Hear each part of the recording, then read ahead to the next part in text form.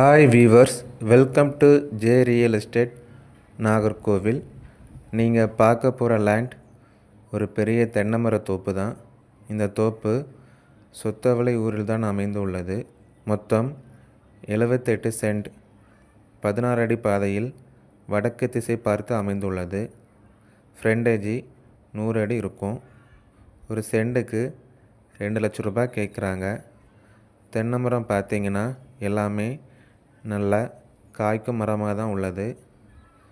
இளம் தென்னை மரங்களும் நன்றாக உள்ளது. பனை மரங்களும் தென்னை மரங்களின் நடுவில் உள்ளது.